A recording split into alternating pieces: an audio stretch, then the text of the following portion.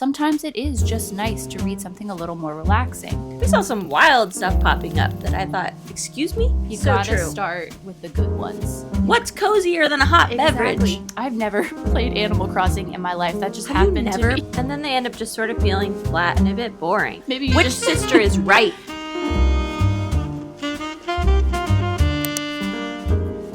Welcome back. It is a Monday afternoon. Elaina and I have shirked all of our responsibilities so that we could come here today and have a conversation about cozy fantasy. Way more fun than responsibilities. Definitely. Yeah, cozy reads are such an up-and-coming subgenre, and I think a lot of that has to do with how crazy everything is in the world today, in the news. I think a lot of us are just interested in cozier reads that are relaxing, sort of a form of escapism. Even maybe a foil to all of the really intense romantasy and fantasy that's out there. Sometimes it is just nice to read something a little more relaxing. Elaina and I have obviously had our issues with romantasy lately, and we started realizing that our list of cozy fantasy books that we have read is actually much longer than we realized. So we thought it was time to have a little discussion about it. We're going to start just by defining cozy fantasy and cozy reads in general. We'll talk about the common tropes that we have seen most often, and we'll talk about what doesn't qualify as a cozy read. Next, we'll talk a little bit about why we think this genre has become so popular and a couple of the issues that we personally have seen with cozy fantasy books. But then we will wrap up with recommendations for some of our absolute favorite, perfect cozy reads if you're looking for something to really scratch that itch. And then a few more recs that are mostly cozy, but kind of break the mold a little bit. Because one thing that Elaina and I disagree on is whether or not this genre has become a little bit oversaturated. Obviously, I think it is, and she doesn't. But regardless, there are a lot of options out there, and if you are trying to jump into this genre, I do think there are some that are just wildly better than others. And I would not want you to start with one of the crappy ones. You gotta start with the good ones. We'll steer you in the right direction. Exactly. So if you go on Goodreads and you're looking up cozy reads, this is how Goodreads defines the subgenre. Cozy books are often characterized by relatively low stakes, a strong focus on characters, and evocation of feelings of comfort, warmth, and safety. And then we want to kind of define it even more by really nailing down the most common tropes that you will find in these books. Things that just pop up over and over, like tea, which Erin is enjoying right now. I was trying to subtly get that in there. What's cozier than a hot beverage? Exactly. Tea, coffee, doesn't matter. It's cocoa, baby. Oh, have you ever read one about cocoa? Actually, yes. Wendell loves a good cup of cocoa. You're right. And Emily Wilde. What do they call it? Like warm chocolate? Yeah, probably. Yeah, something weird. Okay. Yes. So hot beverages is one. And then alongside with that, you've got to have food descriptions. Mm-hmm. Most notably, bakery items. Yeah, usually pastries, but not always. Yeah. Common settings are cafes, little bookshops, a bakery. Yep, and along with that, you also get slice of life plot structure a lot of the times. You're kind of seeing their day-to-day lives, making these pastries, things like that. And how they fit into the community. There's typically a small town setting or a tight-knit community, a found family element, that sort of thing. And the stakes are often pretty low. That's not to say that there is not conflict and that there's not tension, but you're not going to find the end of the world in these books. The overall tone is often very whimsical. There's some humor going on, but it can be very tongue-in-cheek a lot of the time. Almost that Princess Bride effect. Yes. There's often, but not always, just a very sweet, endearing romance. It's hardly ever the main focus of these books, but it's almost always a subplot, and it's always just super cute. Golden Retriever men, not the morally gray type. Which gets us into one of the other tropes, is that it's just a relaxing read. It's something that's much easier to digest with a nice cup of tea on an evening after a stressful day. I think that the authors that write these types of books really are going for that escapism element. There's an overall feeling of warmth, kind of like finding refuge, finding your people, and finally reaching a point of safety and comfort. Yeah, literal comfort a lot of times too. They're in front of fires, they're in a cozy setting. Like a lot of them even have cold, harsh climates elsewhere, and you see them literally being brought into like a cozy hearth. Us talking about it right now is making me like crave one of these books. Exactly. I'm glad I had my tea because it's actually helping a little bit. Yeah. Sorry, Elena. I wish I could have tea. So there are a few things that it is not. When Elaina and I were starting to do some research for this video, we went to the list on Goodreads of what people have shelved most often as cozy fantasy books. And we were a little taken aback by a couple of them. We saw some wild stuff popping up that I thought, excuse me? There's a difference between cozy fantasy and simply having a couple of these tropes that you often see in cozy fantasy. For instance, just because a book is moody and atmospheric, think A Study in Drowning, does not mean that it is a cozy fantasy book. That book is in no way, shape, or form cozy, okay? But I found it on this list because of its like moody atmosphere. Another thing we saw popping up over and over were Regency era stories, which just because everyone is super posh doesn't mean it's cozy. Yeah, I think specifically you saw Half a Soul on there. Yes. And you would disagree, right? I definitely did not find that book cozy. I loved it. It was a 5-star read. It had me on the edge of my seat. And a book that has me on the edge of my seat is not in this category. Right. Another trope that seems to often get mixed up here is the folktale trope. I will say one of our recommendations is very solidly in the like folklore category, but that in itself does not equal a cozy fantasy book. Right. Any of these things that we're listing can apply to a cozy book. A cozy book could be moody, it could be Regency era, it could be folktale, but it is not always. Grimm's fairy tales are also folktale, and I don't think anyone can argue that those are cozy. Exactly. Think Nettle and Bone. We are not considering that cozy. I was shocked to see that on the list. Yeah. Essentially what we're saying here is that in order for a book to be considered cozy fantasy, in our opinion, it needs to hit most, if not all, of these tropes that we've mentioned. If you only hit one or two, it's probably not in this genre. So, why is this genre getting so popular? I think we've come up with some decent explanations. The first of which is essentially a renaissance of the small business. Everybody is becoming anti-big corporation, shunning Amazon, things like that. And a lot of these books focus on small businesses, small bookshops, cafes, that community feel. Supporting your neighbor. What I like to call the you've got mail effect. That's exactly what it is. That's exactly what it is. And it makes sense that people want to read these books that champion the small business. And going along with that you've got mail effect, we also have the Gilmore Girls effect. Gilmore Girls also had its own little resurgence lately, you know? Yeah. And I think we all want to live in Stars Hollow and know all of our neighbors and get involved in their lives. And yeah, for sure. I mean, romanticizing community and these like, neighborly vibes is very much on trend right now. And that is what these books are almost always about. And going back to something that we already touched on, people want to turn off their brains a little more when they're reading. The world is heavy right now. Sometimes you do not want to read about a world that's even heavier than your own. And I love a good epic fantasy with super, super high stakes and crazy plot lines and twists and turns. But then, you know what I often want after reading that?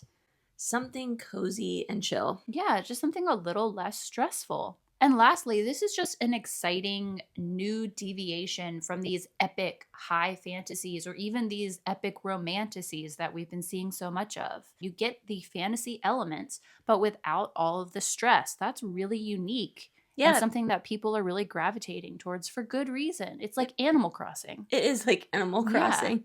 It feels fresh. I've never played Animal Crossing in my life. That just happened to me. Have you never played Animal Crossing? No.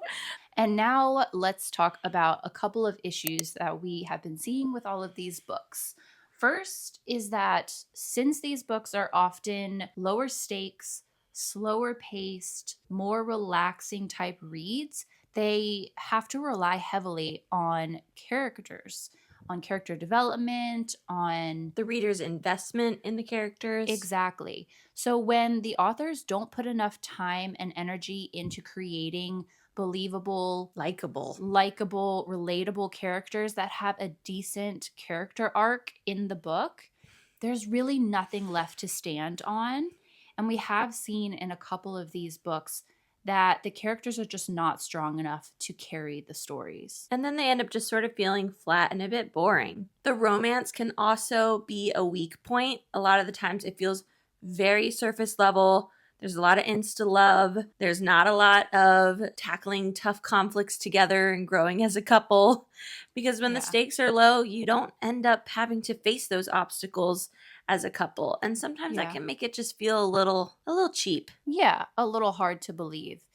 It's sweet, but it also needs to feel like there's some substance to it, and that can be difficult sometimes in these books. Lastly, I would say that an issue that comes up very often is basically just a lack of heart in the book itself. A lot of authors seem to rely so heavily on sort of the staples of this genre, which are often the cozy bookshop or cafe setting, having a cute little cat, having a shy or antisocial main character who learns to love. But just because you have some of these elements doesn't necessarily mean that it brings the story together. We don't always buy it. We don't always feel like the author is buying in either. Yeah, and I would say that seeing so many of these books coming out that are just slapping on these very common tropes of this genre mean that it is becoming oversaturated and that authors are just clinging to the cozy fantasy title so that their book can get picked up because everybody is interested in reading that right now. No? I'm waiting to make my argument. I will say, okay, this is a genuine thought that I have, but I was heavily influenced by Leonie from the book Leo, who has very frequently been talking about cozy books. She also thinks that it's become very oversaturated and that a lot of authors are just trying to basically do what we say in romantasy and like pigeonhole their books into something that they know will sell. She even had this quote that I think sums it up, and she said, "Stop mass producing the idea of escaping mass production." Because that's it. I mean, it's like the most ironic thing in the world for some of these authors to just slap this stuff on. I swear, I'm seeing these books everywhere right now, and there are still a lot of good ones, but it is very quickly becoming oversaturated to me. The thing is, I agree with most of what you're saying, and I agree with Leonie's premise that there is some over commercialization going on here. There's cash grab territory happening for sure. Mm-hmm. I guess I just feel that it's not actually oversaturated. From my perspective, I feel like we're actually more in the infancy of this subgenre and that people are just dipping their toes in, and we haven't seen enough authors giving this subgenre a try to get more nuanced takes on the genre. Personally, I would say that Legends and Lattes like started this genre. Absolutely a genre defining book. Right? And that was only published, I think that was like 2020. like 2 years ago. Oh, was it even 3? late? Yeah, it has not been that long. And you're right. It is probably still sort of putting its feelers out to see what it actually is as a genre. And with that comes some authors nailing it and a lot of authors just cherry picking things and trying to nail it. Yes, very much so. When you start so high, like with Legends and Lattes, it's really frustrating then to try to read like the Pumpkin Spice Cafe that's getting so much attention and is nowhere near on that level. I mean, some people are loving those. I know, but it's not as good. To me, I think the ultimate sign that the genre is not yet oversaturated is that when you're looking at all of these anticipated reads for this year, I'm actually not seeing very many cozy options on them. That could, of course, be algorithm bias. Yeah, I feel like I should have researched that beforehand because I would be shocked if there's not a ton out there that they're considering cozy.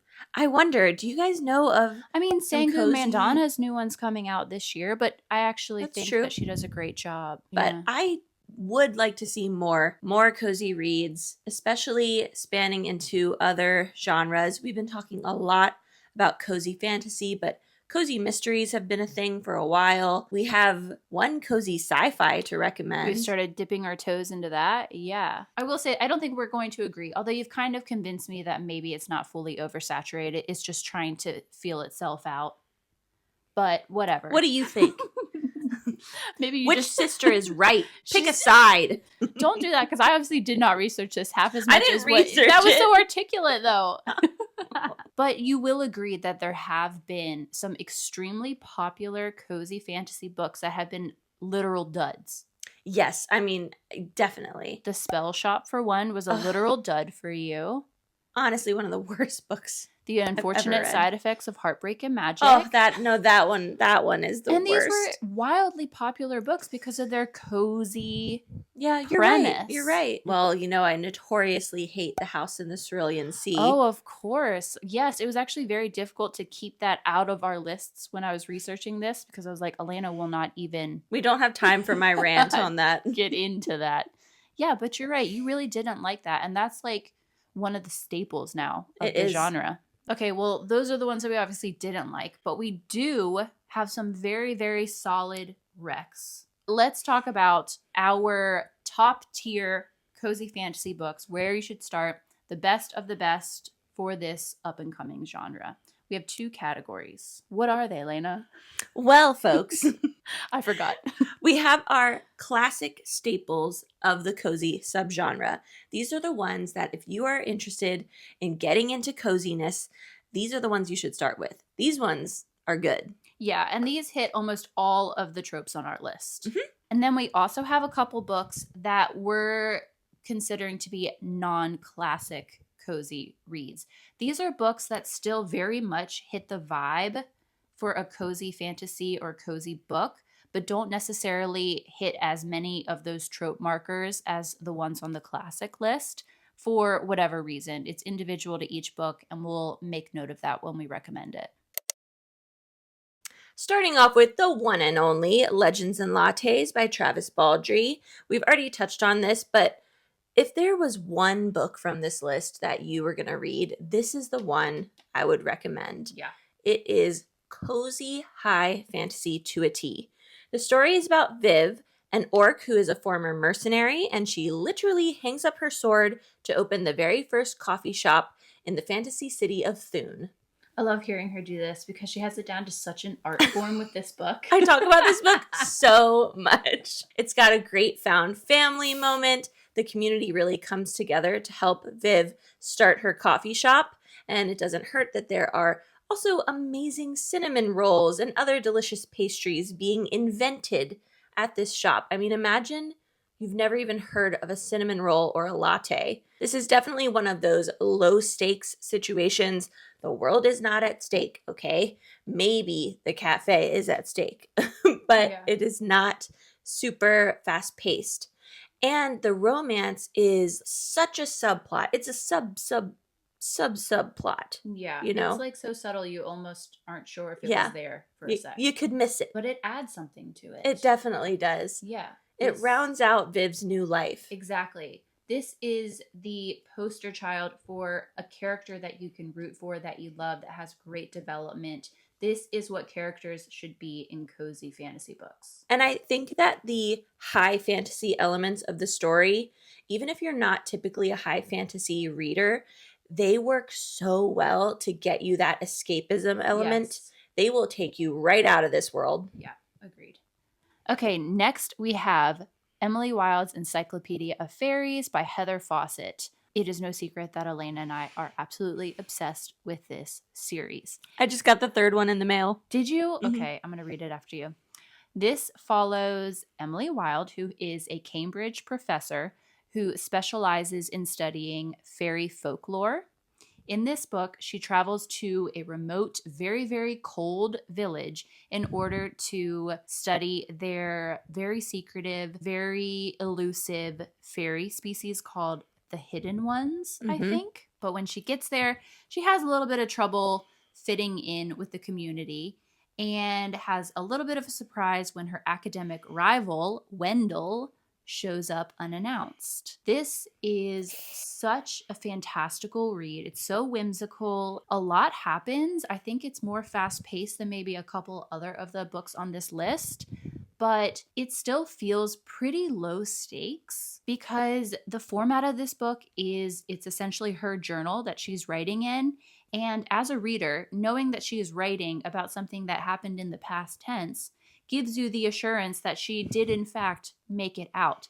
And she writes with such like a funny tongue-in-cheek vibe that it's really hard to take the stakes seriously. The romance in this is probably one of our favorites of all time. It is slow, it is a subplot, but it's very refreshing. Wendell is a really unique character and very different than all of these dark, broody men that we get in romantasy books, which is really, really refreshing. The thing that I think makes this book almost the most cozy is those feelings of comfort and coziness, escaping a really cold, harsh landscape to a very cozy, warm cabin.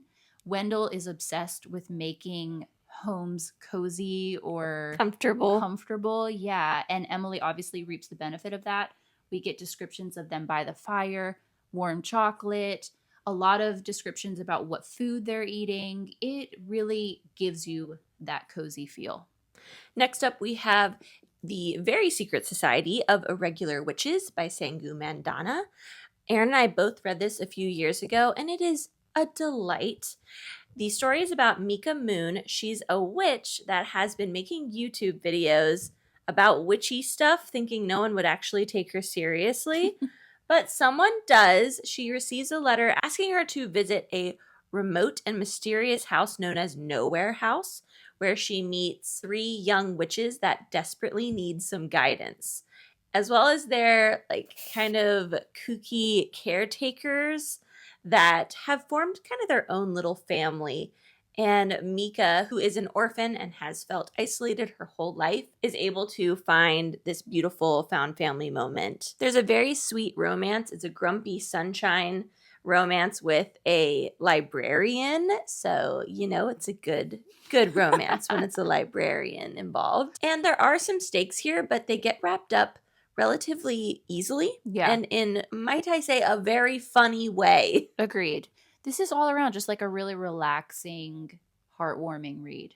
I can't wait for her next one that's coming out this year. I'm so glad you reminded me of that. Yeah, I didn't realize that. And last year went to a bookstore in the UK looking for it because I thought it was out. They pushed back the release date several times. Oh, okay. Because I was like, are you an idiot? That's not on you. You just made me feel so much better about myself. Okay, good. And our last recommendation is for The House Witch by Delamock. This features a male witch, main character. His name is Finlay. And he is a house witch, so all of his magic has to do with the home. Think cooking, sweeping, doing the dishes. Who would not want that magical 100%. power? Oh, I was going to say like a house. I want a house witch. Erin wants one to employ. Mm-hmm. He's able to run the kitchens for an entire castle using his magic, but he is also keeping that magic on the down low because it's often misunderstood and it's a very rare and unique form of magic.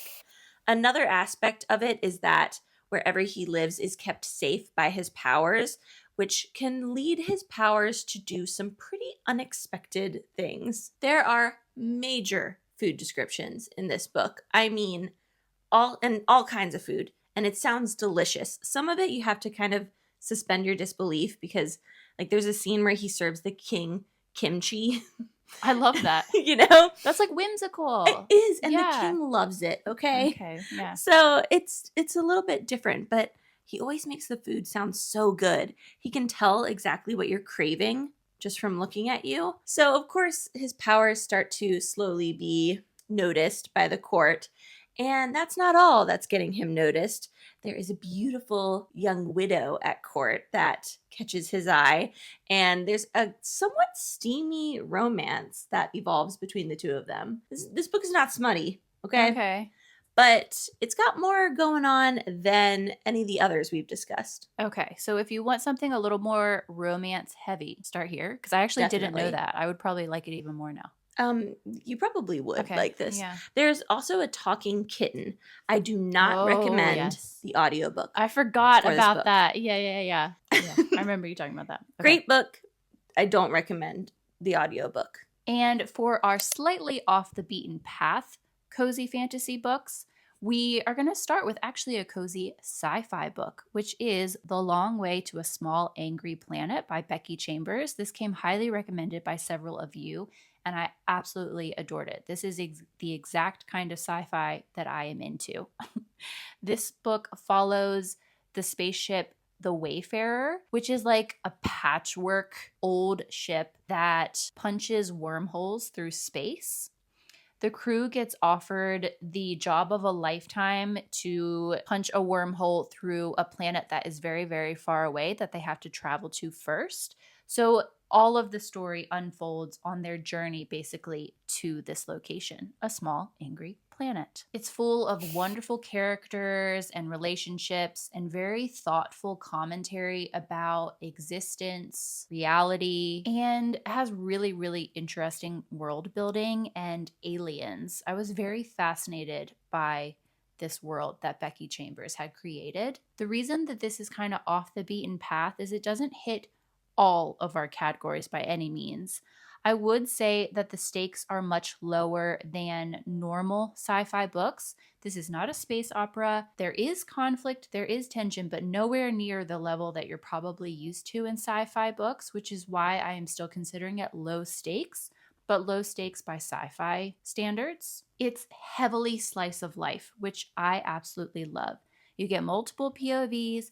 You see a lot of sort of episodic moments along their journey, them sitting around eating dinner together, them going on and off the spaceship, gathering supplies. It's very relaxing and interesting at the same time because this is obviously still a world that we've never experienced. There are several small, sweet romances, but they are very much the subplot. And all around, this is just like a very, very cute book. Oh, multiple romances. Yeah. I like to see It's our a crew crew. like pair up. Next up, we are recommending Tress of the Emerald Sea by Brandon Sanderson. This is a Brandon Sanderson cozy book. Brandon Sanderson said that when he wrote this book, he was heavily inspired by The Princess Bride and was thinking to himself, what if the princess had to go after her man instead of the other way around?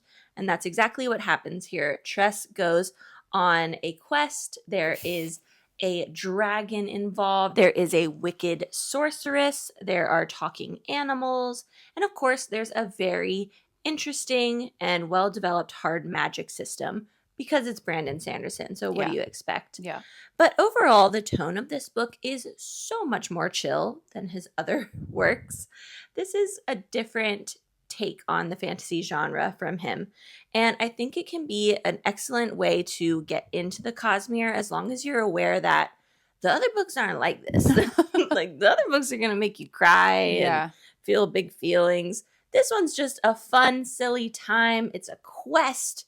And you meet all these adorable and interesting characters along the way. There's a lot of humor, a lot of heart. It's a good one. Yay. Next on our list has to be A River Enchanted by Rebecca Ross. I am obsessed with this series as well.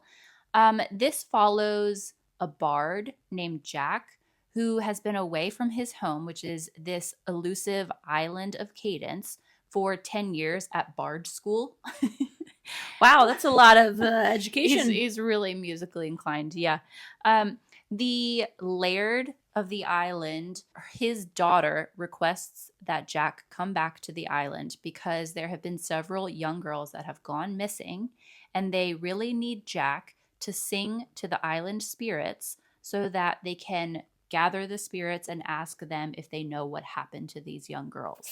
Only bards have this magical ability in this book, so he's very important. The stakes are a little higher. These girls are missing, but the ambiance of this book, the folklore aspect, it feels very much like you're in the Scottish countryside. There's a lot of descriptions of the rolling hills and the gardens. it feels very cozy. You feel like you were sitting in front of a fire while reading this. The romance is very sweet. There's an aspect of found family as Jack returns to the island. You get a really good sense of community. They are a clan. So, yeah. And it's basically just a little slower paced than a lot of other books. It doesn't fully make the list, but it is certainly within the cozy sphere. Yeah, I guess the Scottish food doesn't really come into play in this one. No, you Is get a lot of Scottish food herbs cozy? and stuff. I mean, do you think haggis is cozy? I guess not. No, that's a good point. And last on this list is A Wizard's Guide to Defensive Baking by T. Kingfisher. This is actually more of a middle grade novel, which I was unaware of before I read it, but it kind of adds to the charm and the coziness of it. You follow a young wizard named Mona, whose only magical power works on bread and sometimes cookies and scones. She's a fantastic baker because she can use her magical abilities to make sure that the bread never burns or is never dry. It's actually such a cute premise. That is adorable. Her world is turned upside down when she walks into the bakery one day and finds a dead girl. Okay.